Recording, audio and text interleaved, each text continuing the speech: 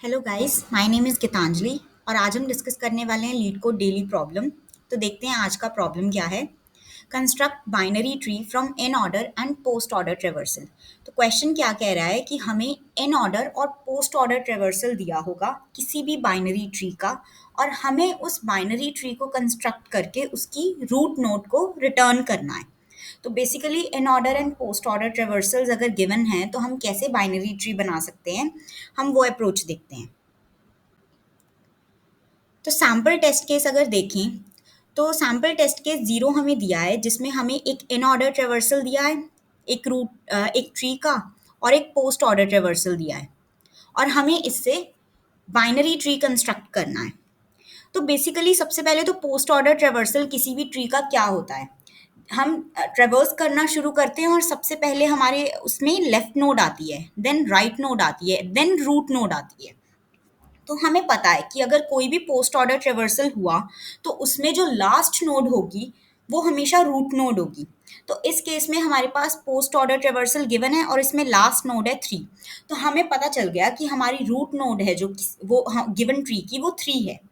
तो root node का हमें पता चल गया, बट अब हमें उसका लेफ्ट सब ट्री और राइट सब ट्री भी तो कंस्ट्रक्ट करना है।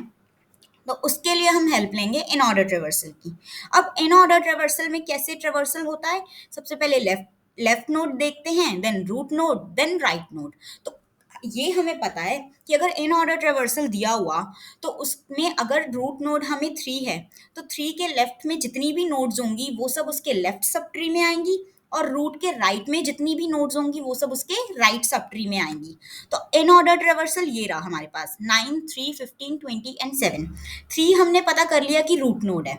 अब रूट नोड के लेफ्ट सब ट्री में कौन सी नोड्स आएंगी जो इसके लेफ्ट में हुई। इस केस में अभी सिर्फ 9 है तो 9 इसके लेफ्ट में आएगा। और राइट में कौन सी नोड्स होंगी, 15, 20 एंड 7, क्योंकि इन ऑर्डर ट्रेवर्सल में ये 3 के राइट साइड में आ रही हैं। तो हमारे पास एक बेसिक ट्री बन गया जिसमें 3 हमारे पास रूट नोड है, और लेफ्ट में हमें पता चल गया कि 9 है, और राइट में पता चल गया कि ये 3 नोड्स हैं। बट अब इस केस में यहाँ पे कौन सी नोड आएगी कि 3 के जस्ट राइट में कौन सी है, तो वो इन तीनों में से एक होगी। और वो पता करने के लिए कि वो कौन सी होगी, हम पोस्ट ऑर्डर एरे चेक करेंगे।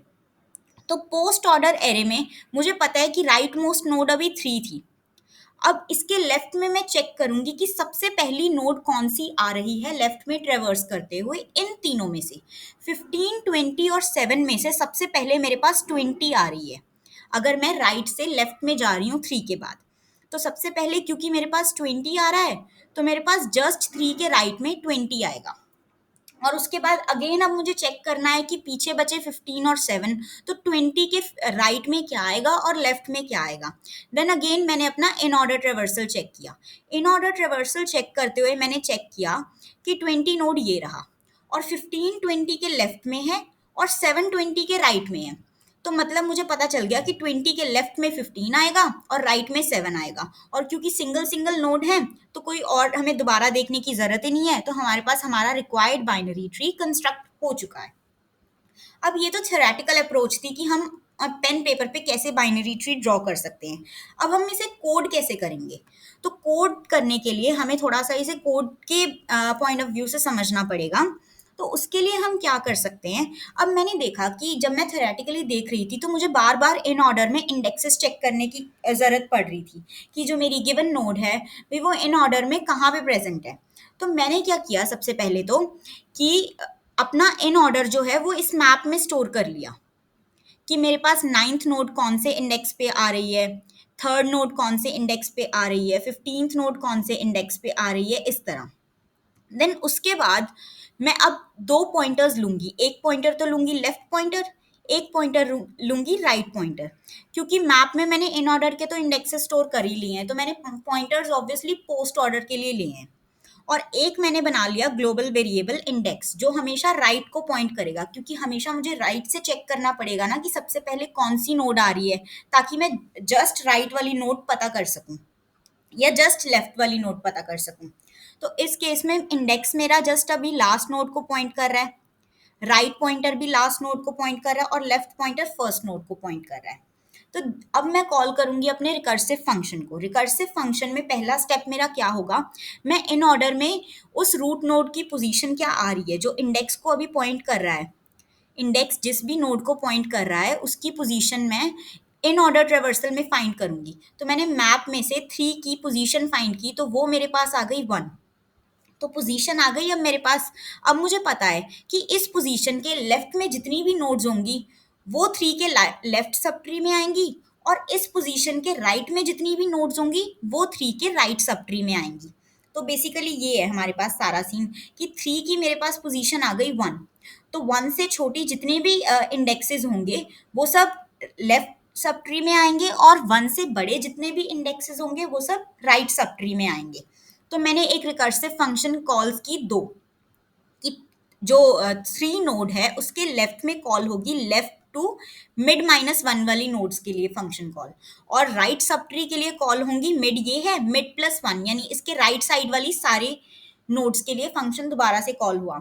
तो इस तरह हमारे पास रिकर्सिव फंक्शन आ गया। अब हमें इसका कोड देखना है कि आखिर कोड लिखा कैसे जा सकता है। तो बेसिकली ये रहा हमारे पास कोड।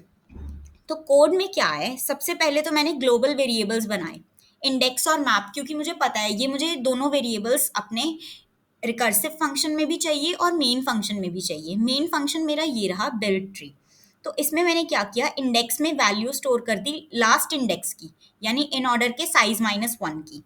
और अब मैंने मैप में इन ऑर्डर की सारी वैल्यू स्टोर कर ली, मतलब कौन सी वैल्यू कौन से इंडेक्स पे है वो मैंने अपने मैप में स्टोर कर लिया, जिसका नेम है MP। और अब मैंने कॉल कर लिया रिकर्सिव फंक्शन। स्टार्टिंग में मेरा स्टार्ट इंडेक्स क्या है 0, और एंड इंडेक्स क्या है साइज -1, पोस्ट ऑर्डर के साइज मतलब उसके -1। अब ये रहा मेरा फंक्शन। फंक्शन का बेस केस क्या आएगा, जब तक मेरा लेफ्ट पॉइंटर राइट से छोटा रहेगा तब तक तो फंक्शन कॉल्स होती रहेंगी, पर जैसे ही मेरा लेफ्ट राइट से बड़ा हो जाएगा नल रिटर्न हो जाएगा, मतलब वहां पे कोई नोड प्रेजेंट नहीं है अब। तो अब मैंने निकाला मिड इंडेक्स। मिड इंडेक्स वो इंडेक्स है कि इन ऑर्डर में मेरा इंडेक्स जिस भी नोड को पॉइंट कर रहा है वो इन ऑर्डर में कहाँ पर आ रही है, तो वो पोजीशन मेरी स्टोर होगी मिड में। और करंट क्या है कि प्रेजेंटली जो इंडेक्स है वो किस नोड को पॉइंट कर रहे हैं, तो उसके लिए मैंने एक नई नोड बना दी न्यू कीवर्ड की हेल्प से, न्यू ट्री नोड, और जिसमें वैल्यू क्या स्टोर होगी कि प्रेजेंटली अभी पोस्ट ऑर्डर में इंडेक्स किस नोड को पॉइंट कर रहा है, तो वो मेरा स्टोर हो गया करंट में। अब करंट के राइट के लिए मुझे दोबारा फंक्शन कॉल करना पड़ा, जिसमें मैंने वैल्यूज पास कर दी मिड +1 से लेकर राइट की, क्योंकि मुझे पता है कि इन ऑर्डर की पोजीशन जो भी आई वो मिड में स्टोर होगी, और मिड के राइट साइड में जितनी भी नोड्स होंगी वो सब राइट सब ट्री में जाएंगी। तो मैंने मिड +1 से राइट वाली कॉल राइट में डाल दी, और लेफ्ट के लिए मैंने कॉल कर दी लेफ्ट से मिड -1, कि मिड से जितनी भी नोड्स छोटी होंगी वो सब लेफ्ट सब ट्री में आएंगी। और फाइनली मैंने अपना करंट रिटर्न कर दिया। अब इस कोड को रन करके देखते हैं।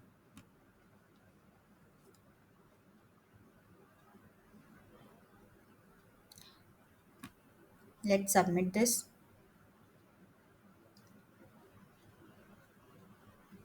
Okay guys, thank you. This is all for